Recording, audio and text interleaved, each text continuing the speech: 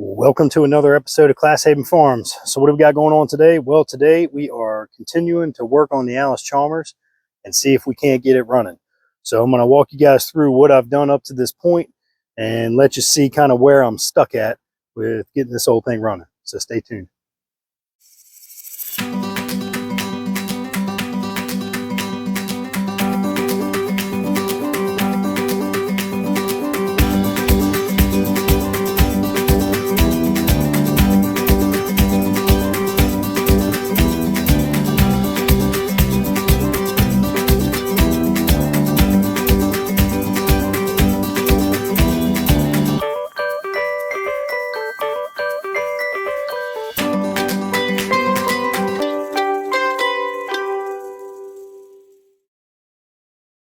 So the first thing I started with was I popped all the spark plugs out. I took some Marvel's mystery oil, dropped them down in all the cylinders, and just let that sit for a little bit. I put new spark plugs in, checked the gap on them. I got new plug wires, and I ended up getting a new coil wire because that was the one thing that was missing. I went ahead, drained the oil out, which the oil that came out looked pretty clean, but I put a new filter on here, fresh oil in it, and then show you guys what I did on the other side. I ended up picking up a new 6-volt battery because this has a 6-volt system. So I had the battery on the charge just because of me trying to turn it over last night. So we do have a new battery. Then I'll bring you guys over here to the sediment bowl. So the sediment bowl looks all, sorry for the jumpiness there, looks all nice and clean and everything looks good here. But when I first dropped this thing out, it was completely clogged up to the point where when I opened the petcock up, nothing would come out. I did drain the tank. There was really old varnished gas in the tank. So again, still don't know when the last time this thing ran was. So pulled this out, cleaned it up, just opened it up enough so I could get fuel to come through it, put it back on here. But the problem that I'm having now, when I open the petcock up, it starts slowly seeping gas out through the top of the glass bowl, because the rubber gasket there is bad. So I went to one of my local farm and feed stores, picked up a new, completely new settlement bowl. And, I was thinking about it. I probably could have maybe cleaned this up a little bit more and saved myself and just bought the gasket. But I said, well, let's just get a brand new one on there. Then I know this is completely full and I got a good flow coming from here. So got a funny feeling I'm at the pull. This is the original steel line. So I'm probably going to have to pull this line off and really go through this line and make sure the line is clean. But I do now have fuel coming through the tank, so that's good. I put some fresh gas in there. And then I'll bring you guys over here to where the carburetor is. So I popped the air bath pipe off, tried shooting some carburetor cleaner in there when I was trying to turn it over, but I could not get it to pop off. So I'm not entirely sure that either this thing is just completely gummed up and none of that fuel, none of that carburetor cleaner was getting in there to give me any fire. So I don't know. Well, I'm probably going to pull this thing off. It's one of those things when you're messing with old tractors, it might be hard to see here in the video, but this looks like a new nut on here. So I'm pretty sure somebody's probably gone through this. But I don't know how long ago that was. And if you're not using ethanol-free gas and that stuff's just sitting in there, it's not good for it either. So I got a funny feeling I'm going to have to pull this carburetor off. I did order a carburetor rebuild kit just to have it for when that happens.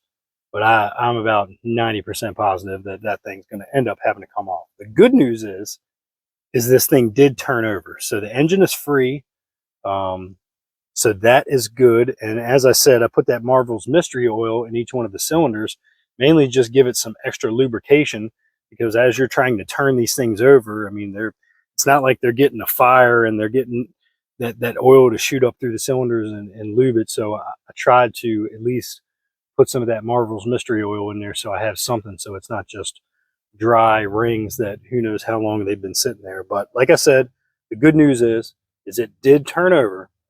We just got to try to figure out if we have fuel and if we have spark. So the next thing that I'm going to do is get the battery off the charger and see if I don't have spark coming off of the distributor.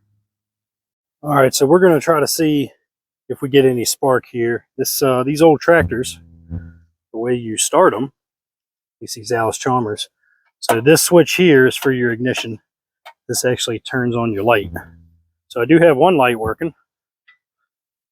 So we'll flip this on, and then on the top of the starter, you have a button that you pull this lever when you're sitting up in the operator station, and you push this button down and it'll turn the engine over. So let's see if we get any spark here.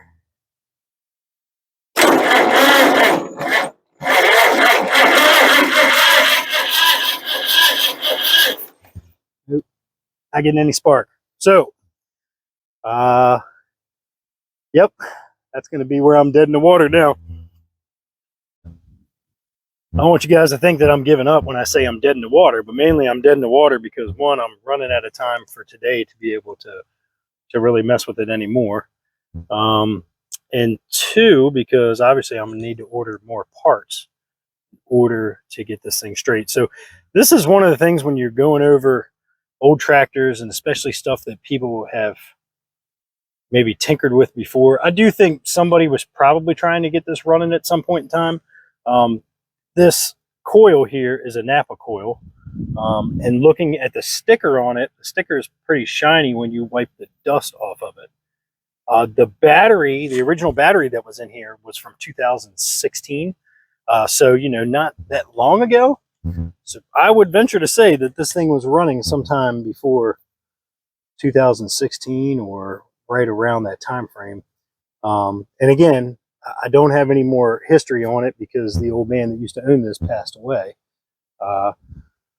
So I got new plugs, new wires. So the next thing will be to go inside here, check the points, check all that. So I guess we can go ahead and pop the cover there and see what that all looks like. So we'll go ahead and pull the distributor cap off so we can kind of see what's going on inside here. Now, I've never had this thing off. You look on the outside of it and it kind of looks faded. But let's open it up. Well, I'll tell you what, the inside of this looks brand new. So my guess would be somebody's already replaced all this. All right, let's take the rotor off. Rotor don't seem too bad. All right, we'll take this cover off. Let's see what the points and everything look like. So this stuff looks pretty shiny too. So I would venture to say, show you guys what I'm looking at here. I would venture to say someone's been in here. I mean, it definitely, you can tell this is the original distributor, but it definitely looks like somebody was in here with the points and all that and replaced everything. All right, well, yes, this is the joys of it, but for my time constraints, I am out of time. I'm not going to be able to mess with this anymore, to be perfectly honest with you guys. Get you set up over here. So we'll get that all put back together. Yeah, so I still need to get the fuel straight so it stops leaking. So I swapped the sediment bowls and all that out. And then it looks like this coil had been replaced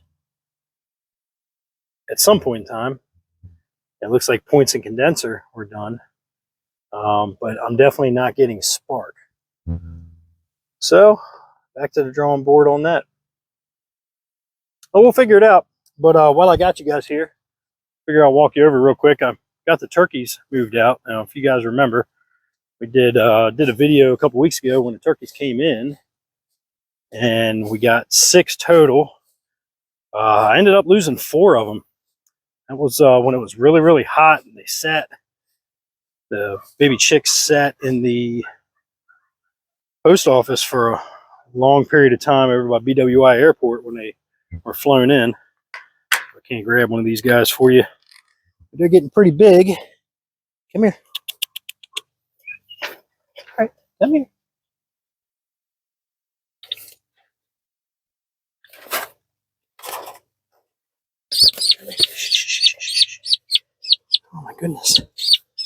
Oh my goodness.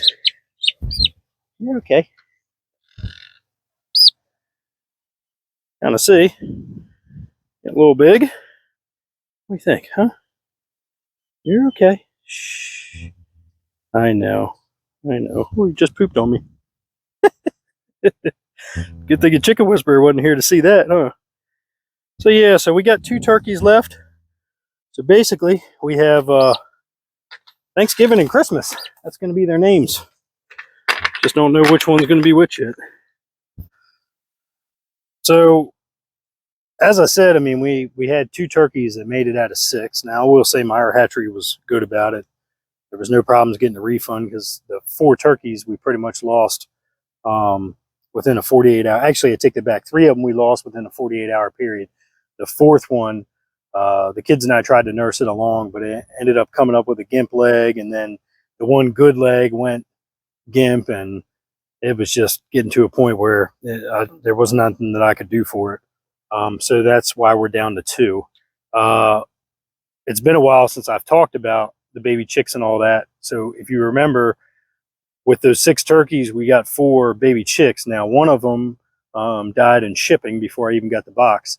And the other 3, I ended up losing all 3 of those also within 48 hours. So that was one of those cases where it took those birds entirely way too long to get to me, and that was definitely not a fault of Meyer Hatchery. Like I said, they sat up at the post office up at the BWI airport, part of that, for at least a good day and a half before they finally made it down to me here in Southern Maryland. So they were past that 72-hour mark when I finally got them. And so I did get the 3 baby chicks replaced. The one I got a refund on, but they replaced the 3 French copper Morans, which made Chicken Whisperer happy because he got his three chicks that he wanted. But when those ones came in, they hatched on the 21st of August, and then they came in on the 23rd, and they looked completely different. They were running around. They were happy. Like, they were just exploring and checking everything out like normal chicks do when I get them in the mail. But like I said, that batch there, man, they were at the post office for way too long. So, but Meyer Hatchery did the right thing. They took care of everything, refunded everything, and then replaced the 3. So, so we got the turkeys here. They'll be processed the 2nd week of November, and we will have Thanksgiving dinner and Christmas dinner out of this. And this is my first time raising turkeys, so kind of looking forward to this, and just put them here in the chicken tractor that we used with the meat chickens that we did in the spring. So, as always, if you like this stuff, make sure you like and subscribe and follow us along. I'm going to keep messing with the Allis Chalmers, see if I can't get it straight and figure out what's going on. Maybe, I don't know, maybe they got the gap off, or maybe the points aren't set up right. So I'll go through that and figure it out. But, follow us along. You can also follow us on Facebook and Instagram, and make sure you subscribe to the channel and follow us along here on YouTube. So, as always, I'll see you on the next one.